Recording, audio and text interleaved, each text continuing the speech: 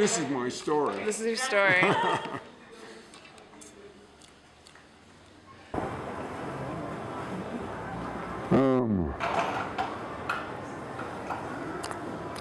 Can I start reading them? Yeah, go ahead.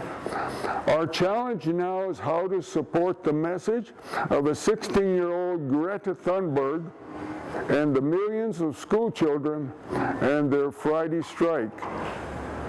They are telling our culture and economics are destroying the oceans with plastic, our air with carbon, and our soils with chemicals. Sustainability, harmony with nature, must be our new ethos. If humanity will listen to our children and take action, there is still hope to face the biggest climate crisis of our century.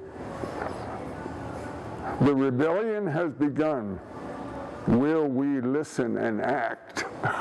There's a question. And right now, after I saw what happened to a piece of art, cars have preference over art, so I'm very, I will use the word maybe emotionally upset, to put it politely. But I don't know what to do about it. Other than make the confession. Yeah. I have to get, I'm probably, even with my hearing aid, I'm 25% less hearing than normal people. What do you do in your everyday life to combat climate change? Well,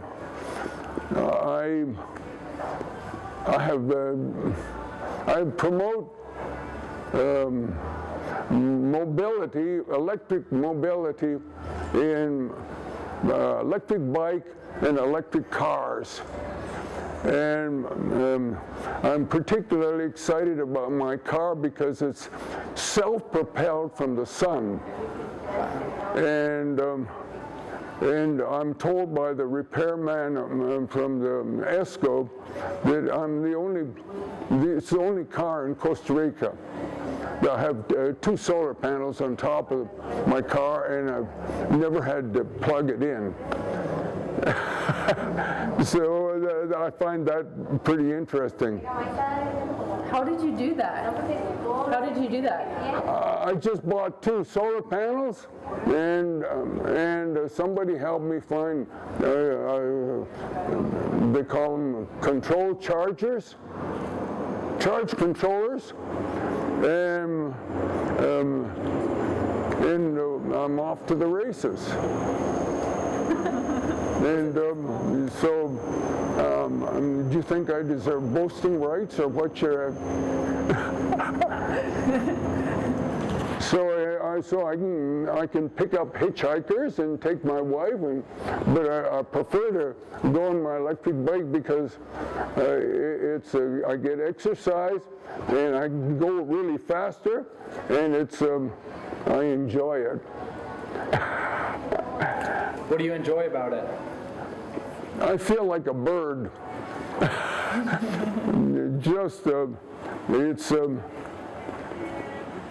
Okay, that's about this next thing to flying. And you can go up any old hill and no effort, and the idea that I hope I'll be able to do it maybe the last day I'm around. How do you feel about climate change? How do you feel about climate change? Well,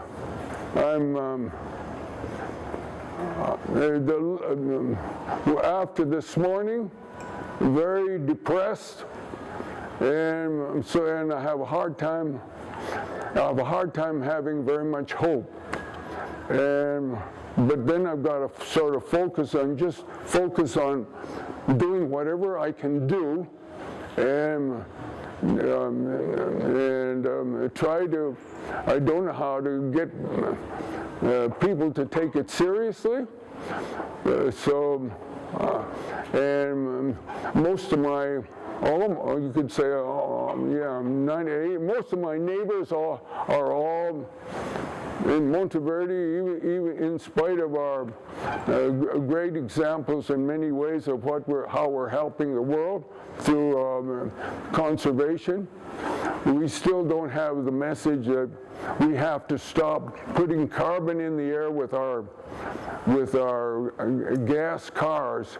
And all my neighbors, and it's you could say car culture, and this seems to be more important than anything else. The question of lowering our emissions, and I don't know what else I can do about it other than trying to be an example and show how that it's not necessary. It's just a choice, and deciding that our grandchildren, it's important enough. Can you tell us about the bellbird sculpture you made out of recycled materials? Oh, okay. Maybe why you chose the bellbird? Somebody came, I was into doing things out of mosaic, recycling these floor tiles and creating pictures, and a man came along who was started to talk about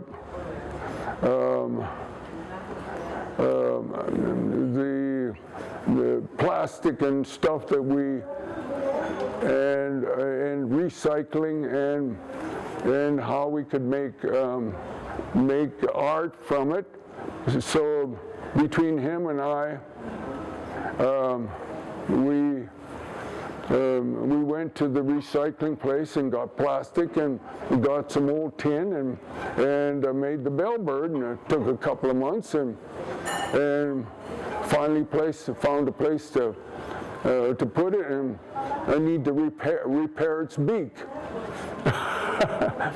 Yeah. And why did you choose the bellbird? Well, the bellbird is it's famous. It's supposed to be it sits on the top of the highest trees and supposed to give the loudest noise of any species, and it could be in one of the species in danger, and it's where people are doing what they can to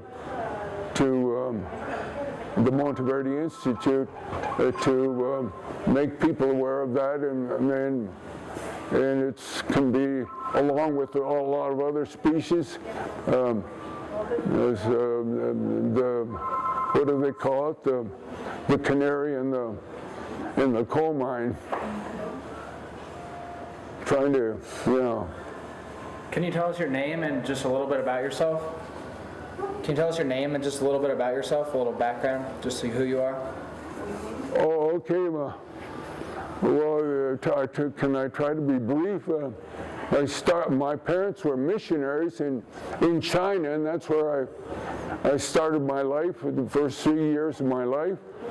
And then during the war, the Second World War, we lived in Canada and then went back to China, and from a couple of years in China again,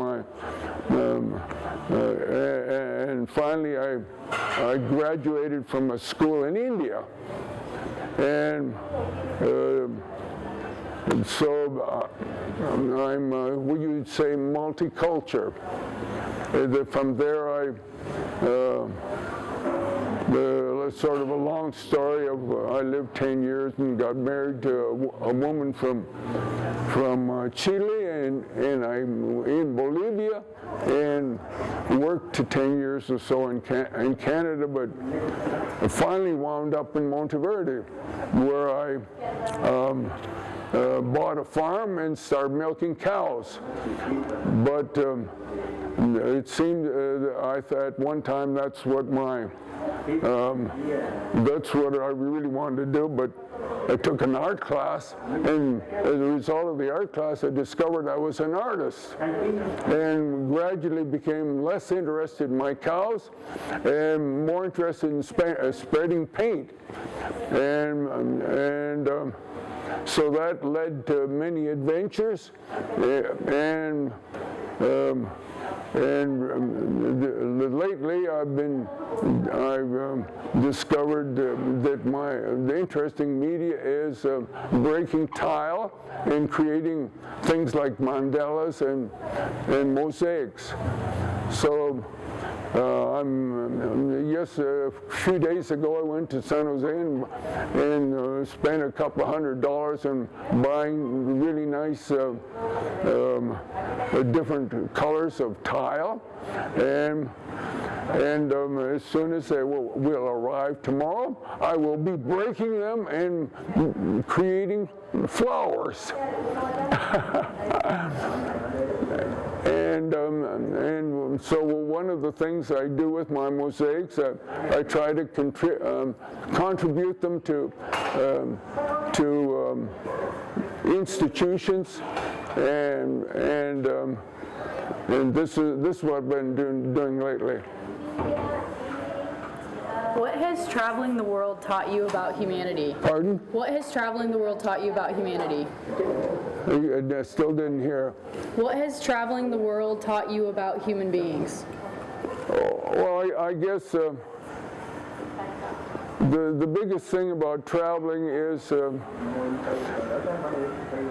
to have you no longer are identified with a particular, the idea of nationalism becomes very unimportant in how we're all part of the human family, and how we are one world, and you really become conscious of this. So this whole idea of connection and how we're all connected. Why did you settle in Monteverde? I had this idea of living in a small, first of all, I was the idea of being close to the earth and being a farmer, and the importance of community, and I also was a Quaker at that time, and through my travels through Central America and South America, I came through Costa Rica, so that was, and probably, my experience in India and all that led me to more to the tropics, and everything.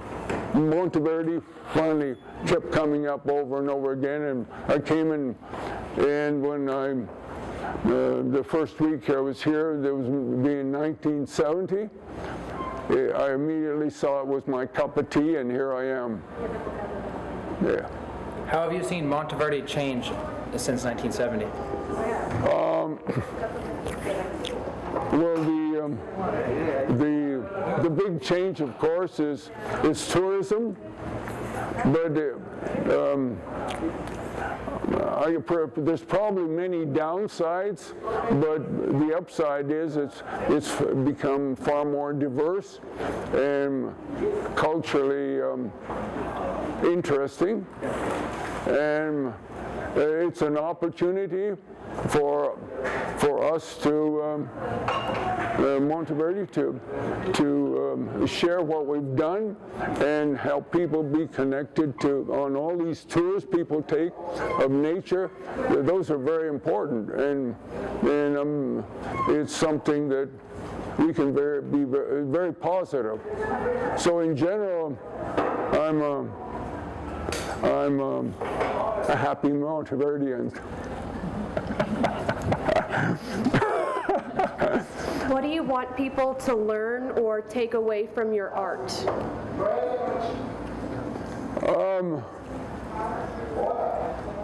Well, maybe my art is,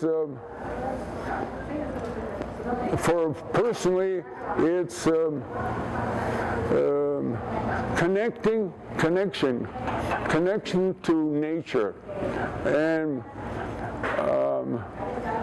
the notion of beauty. Now, this is just all personal. Now, to the extent that I can share it through my art, fantastic. But for me, when I'm painting a picture, I'm connected with nature, and I'm living. I'm really living, and in the end, the fact that I can end up with something to share with other people is just an extra plus. I have no idea how people, most people are not even aware of art. For example, what happened to this morning, and the result of a month's work of students making a mosaic in front of a restaurant. In the end,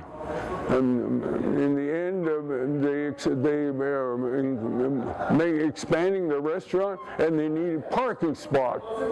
And the piece of art, it was a big cup of mosaics. It got trashed, and I can't believe it, and I can't get over it. I don't know what to do about it, because this is the values of our society, such the idea, the economics, and the dollar comes first, and things like beauty, art, and all those are always secondary. Even in our schools, art is considered a frill. Even in our schools in Monteverde, it's a frill, and it doesn't get its correct emphasis. Why does that trouble you? Why does that trouble you? Because where humans put the first priority on, because it's the whole thing of materialism, where spiritual values are secondary, and it's spiritual values that make life worthwhile. Material values are, yes, it's called, what did Jesus say? Man does not live by bread alone. And until we discover that, and there's a lot more to life than just our money, well, we end up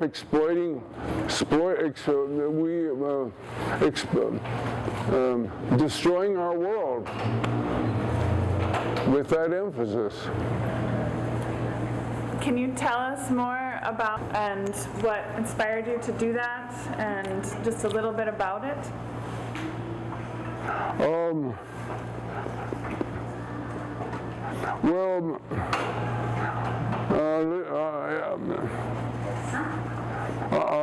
I really, the book is sort of a byproduct of my,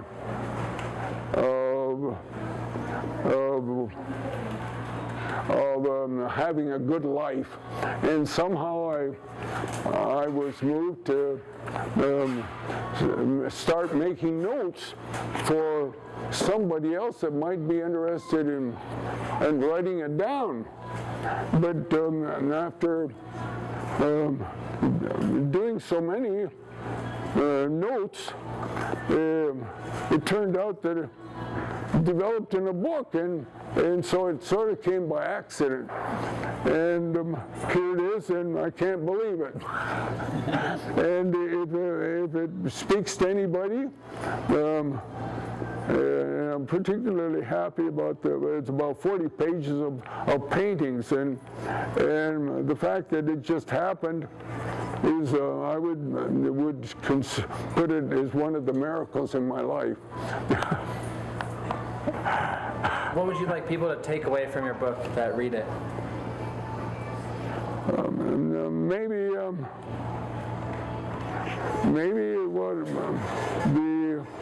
Maybe what I've been talking about is the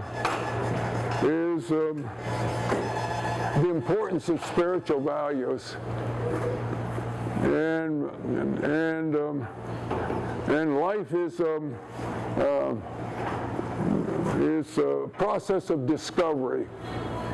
And we go from one thing to the next, just discovering, and it keeps opening up, and it's all beautiful.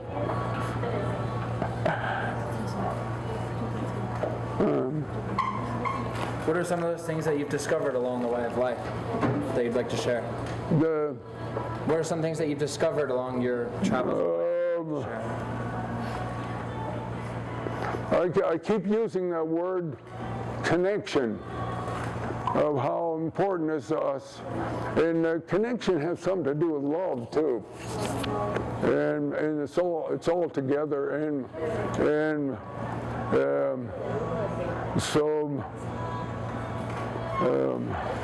You know, and when we love something enough, then we've got patience and keep at it, and it develops and it opens up like a flower. And this is my experience of life, and to what extent I can share that is just extra. You mentioned, you said there were downsides to tourism along with the positives. What are some of those downsides that you noticed? The downsides? The downsides would be, let's say when the community was not, the infrastructure of the community was not designed for 500,000 tourists. So if you were to, the result is that we are not living in a sustainable way. If you go out and you can look out the window and there's 30 or 40 cars out there. Well, and this and there's no plan and there's if this continues this way, we continue to add to the carbon in the air and on and on and on, and so in so many ways, if we are not living in the future of the way we'll have to live in the future if we're going to have a sustainable world, and we need to be planning for that. But there doesn't seem to be very much consciousness of the importance of planning for our future in a sustainable way. When I think about our conversation now, I probably, if I ever had anything to say, I probably said it. And I used the word love because it's all about connection and spirit, and art is an expression of that. Good. Happy to hear it. You like it away also?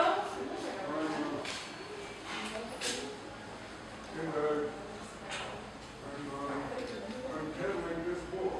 Oh, cool. Now look what you're now you're spreading love and nuggets of wisdom. After I call people shit, and then I talked about love.